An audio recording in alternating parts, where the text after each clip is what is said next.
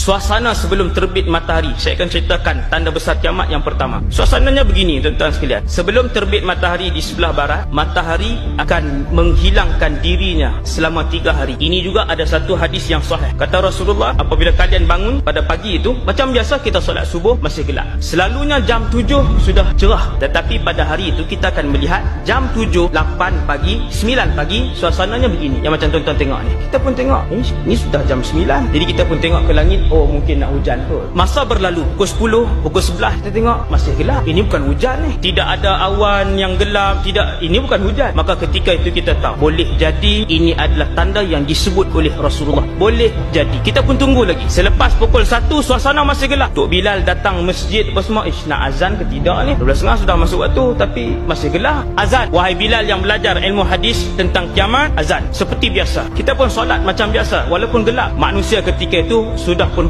berkumpul di banyak tempat. Masing-masing tanya, ni apa yang berlaku ni? Masing-masing menunggu berita daripada TV dan sebagainya. Maka kita akan tengok dalam berita sebagainya, fenomena alam yang tiada huraian. Sekarang ini pun Allah sudah tunjukkan banyak fenomena alam yang tidak boleh dirungkai oleh sains dan ilmu. Kemudian tuan-tuan, kita pun akan tengok manusia sudah mula berbincang di masjid, orang dah mula riuh. Kita tunggu esok. Keesokan harinya, malam tu semua tidur, esokan harinya semua bangun. Hari kedua bila kita bangun, manusia semua pakat tengok jam 7, jam 8 suasana gelap seperti ini. Ketika itu yakinlah kita dengan hadis Nabi sallallahu alaihi wasallam bahawasanya dalam masa sehari ataupun 2 matahari akan terbit daripada sebelah sana. Apabila hari kedua kita pun tengok masih gelap sampai jam 10, sampai jam 11. Gelapnya adalah seperti gelap malam yang matahari tidak keluar. Gelap itu sama ada 2 atau 3 hari, bukan 3 hari confirm. 2 atau, sebab ada 2 pendapat, ada 2 hadis. Tuan, kita pun bangun pada hari yang keempat. Kalau kita ambil pendapat hadis yang mengatakan bahawa 3 hari gelap itu, kita pun bangun pada hari yang keempat. Seluruh manusia bangkit pada ketika itu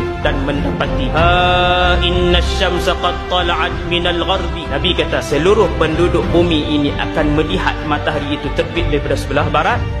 Apabila matahari terbit di sebelah barat, orang ramai akan menjerit. Itu dia, matahari sedang terbit di sebelah barat. Kata Rasulullah, semua beriman ketika itu. Seluruh penduduk bumi ketika itu beriman kepada Allah, bahawa mereka yakin inilah kuasa Allah. Dan ketika itu iman tidak lagi boleh diguna pakai, kerana apabila terbit matahari di sebelah barat, itu bermaksud Allah telah pun menutup pintu taubat selama-lamanya. Semua orang berlari ke kanan ke kiri, suasana jadi tidak terkawal. Ada yang balik ke rumah menyarungkan tudungnya baru menutup aurat. Ada yang berlari ke masjid terus mengambil wuduk dan terus solat, tetapi solat itu tidak boleh dipakai lagi. Yang bertaubat baru nak tutup aurat, ketika itu tutup auratnya tidak diterima lagi. Kata Rasulullah, ada yang sedang memerah susu kambing ataupun lembunya, dia meninggalkan perahan itu serta merta. Ada yang sedang meletakkan bata pada binaannya, dia meninggalkan letak bata itu serta merta. Ada yang ketika itu sedang berjual beli, dan ketika itu juga dia melepaskan duit dan barangnya. Kata Nabi, ini Nabi buat contoh. Mereka balik ke rumah mengambil emas masing-masing, mencari orang-orang miskin. Ketika itu berlari ke rumah orang miskin, lalu diletakkan di depan rumah orang miskin, diketuk pintu. Makcik ambillah semua emas ni, saya sedekah fisabilillah. Makcik itu kata, alangkah baiknya kalau sedekah ini semalam